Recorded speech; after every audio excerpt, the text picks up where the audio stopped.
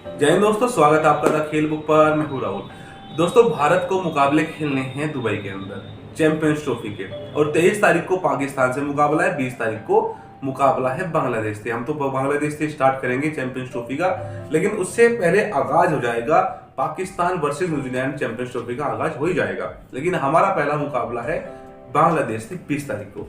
लेकिन दोस्तों, बहुत बड़ी खबर आ रही है। असल में दोस्तों, बात ऐसी है, चैंपियंस ट्रॉफी से पहले वहां पर यानी कि दुबई के ग्राउंड के अंदर हुआ था आईएलटी टूर्नामेंट, जो दुबई के अंदर एक इंटरनेशनल T20 टूर्नामेंट होता है, वो हुआ था। उसके अंदर 10 तरह की पिच बनाई गई थी, इनके 10 पिच बनाई गई थी।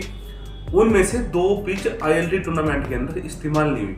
अब रिपोर्ट ये आ रही है कि आईसीसी जो है कि वे पिच इस्तेमाल करेगी भारत पाकिस्तान, भारत बांग्लादेश के मुकाबले में। अगर दोस्तों ऐसा है तो भारत ने जो 5 स्पिनर रखे हैं वो उल्टा पड़ने जा रहा है, क्योंकि आईएलटी टूर्नामेंट जिसने भी देखा है, जिसने भी उसके बारे में सुना है, तो उसके लिए मैं बता दूं कि आईएलटी टूर्नामेंट के अंदर स्पिनरों को बिल्कुल मदद नहीं मिली, बिल्कुल भी मदद मिली है तो लास्ट में जाकर यूजुअल पिचों पे मदद मिली है, नई पिचों पर कोई मदद नहीं मिली। वहां पर फास्ट बॉलर को मदद मिलती है। तो क्या भारत का जो दांव है, क्या जो गंभीर का दांव है, क्या जो कप्तान रोहित शर्मा का जो दांव है 5 स्पिनर ले जाने का, वो उल्टा पड़ने जा रहा है? इस बात से तो ऐसा ही प्रतीत हो रहा है। तो भारत और पाकिस्तान का मुकाबला क्या यार पाकिस्तान के पक्ष में मुड़ जाएगा, क्योंकि पाकिस्तान की जो बॉलिंग है वो सीनियर तो है, नाम वाइज फॉर्म में हो ना हो, लेकिन नाम वाइज सीनियर है भारत से, क्योंकि बुमराह नहीं है भाई, और मोहम्मद शामी उस रिदम में नहीं है, अर्शदीप सिंह है मात्र, और हर्षित राणा बिल्कुल नहीं है। तो क्या भारत उस मुकाबले में मुश्किल भी फंस सकता है, और क्या भारत न्यूजीलैंड के खिलाफ भी फंस सकता है, बांग्लादेश के खिलाफ भी फंस सकता है, क्योंकि हम अपनी टीम के अंदर 5 स्पिनर लेके गए हैं। तो क्या गंभीर, रोहित और अगरकर का ये जो ट्रायो है, ये भारत को कहीं फिसला सकता है चैंपियंस ट्रॉफी से? ऐसा ही प्रतीत हो रहा। अब अगर जो पीछे हैं, जो बनी हुई है, वो ऑस्ट्रेलिया और पाकिस्तान की मिट्टी से बनी हुई है। ये दुबई के अंदर बताया जाता है कि पाकिस्तान से और ऑस्ट्रेलिया से मिट्टी आकर मिक्स होकर बनती है, जिससे कि वहां थोड़ा बाउंस हो। तो अगर ऐसा होता है, दो पिच है जिसपे कोई आईएलटी T20 टूर्नामेंट का कोई भी मैच नहीं हुआ, और उस पर भारत के मुकाबले होते हैं उन 2 पिचों पर, तो भारत को मुश्किल साबित होगी भाई। लेकिन दोस्तों, अभी ये नहीं पता कि क्या वे दोनों पिचें इस्तेमाल होगी, या आईसीसी जो यूज्ड पिच है वो इस्तेमाल करेगी, या आईसीसी ने वे पिचें स्पिन पिच बनाई थी इसलिए इस्तेमाल नहीं की। क्या ऊंट के दांत दिखाने वाले और खाने वाले अलग है? क्या भारत के पक्ष में कुछ बात हो सकती है? आप सही समझने में खुल के नहीं बोल पा रहा हूँ, तो क्या हो सकता है कि भारत के पक्ष में पिच बने? खैर जो भी हो, लेकिन फिलहाल रिपोर्ट ये है कि जो आईएलटी टूर्नामेंट के अंदर जो पिचें बनी थी वे फास्ट बॉलिंग को मदद कर रही थी। वहां पर फकर जमान भी खेल के गए हैं, और फकर जमान ने एक इंटरव्यू के अंदर ये कहा था कि यहाँ स्पिनर को कोई मदद है ही नहीं। और उसके बाद वसीम अकरम साहब ने, उनका भी इंटरव्यू आया, पाकिस्तान के लेजेंडरी प्लेयर है, बल्कि पाकिस्तान के छोड़ो, वो तो दुनिया के लेजेंडरी प्लेयर है। उनका ये बयान आया कि भारत ने अगर 5 स्पिनर रखे तो कुछ सोच समझ के ही रखे होंगे। अब देखने वाली बात यह है कि जो दो पिचें जो इस्तेमाल नहीं हुई, क्या वो स्पिन पिच है, क्या वो बैलेंस पिच है, फास्ट और स्पिन दोनों, ये देखने वाली बात होगी। लेकिन संशय तो पैदा हो गया है कि आईएलटी टूर्नामेंट के अंदर स्पिनरों को बिल्कुल भी मदद नहीं मिली है। लास्ट में मिली है यूजुअल पिचों पे मदद मिली है।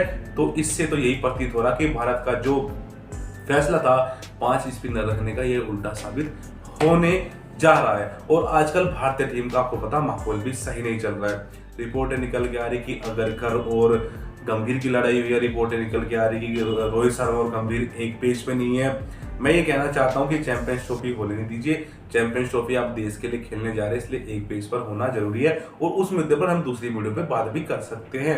लेकिन दोस्तों, मुझे डर इस बात का है कि अगर ऐसा ही हुआ, वे दो पिचे जो है वो फास्ट बॉलिंग वाली पिचे है जो आईएलटी टूर्नामेंट के लिए बनवाई गई थी, तो भारत तो मुश्किल में पड़ सकता है भाई, क्योंकि भारत के पास बुमराह नहीं है, और शामी उस रिदम में नहीं है। अर्शदीप सिंह 11 मैच 12 मैच खेले हुए हैं, और हर्षित राणा ने तो 3 ही मैच खेले भाई, उसने तो अभी डेब्यू अभी किया है।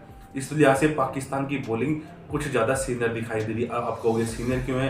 क्योंकि सीनियर इसलिए है कि पाकिस्तान ने दुबई के अंदर बहुत मैच खेले हैं, और शाहीन अफरीदी का डेब्यू भी दुबई में हुआ था, और नसीम साहब भी वहाँ खेला है, फकर जमान वहाँ खेल के गया है। पाकिस्तान के अंदर जो है आईसीसी के मैच बंद हो गए थे, पाकिस्तान के अंदर टीमें जाने बंद हो गई थी, तो पाकिस्तान ने अपना होम ग्राउंड दुबई बनाया था।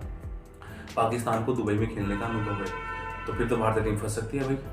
और भाई पाकिस्तान से नहीं, पाकिस्तान तो छोड़ो, बांग्लादेश ही फंसा सकता है यार, क्योंकि बांग्लादेश की फास्ट बॉलिंग बहुत अच्छी है। तो जो उनका तंजीम जो है वो बकरे वाली जो दाढ़ी रखता है वो अच्छा फास्ट बॉलर है, वही फंसा सकता है। मुश्किल हो सकती है भारतीय टीम को, लेकिन अब टूर्नामेंट स्टार्ट होने जा रहा है तब देखने वाली बात होगी। लेकिन भारतीय टीम इंग्लैंड को 3-0 से हरा के जा रही है, तो एक फॉर्म भी अच्छी बनी हुई है, फास्ट बॉलिंग भी अच्छी कर रही है, स्पिन तो हमारे अच्छी करी रही है, और हमारे जो बल्लेबाज है वो भी फॉर्म के अंदर है, लगभग सारे के सारे बल्लेबाज फॉर्म के अंदर है। तो खैर इतनी मुश्किल होने नहीं जाएगी, लेकिन फिर भी पाकिस्तान भारत का मुकाबला बहुत बड़ा होता है, मदर ऑफ ऑल गेम कहा जाता है।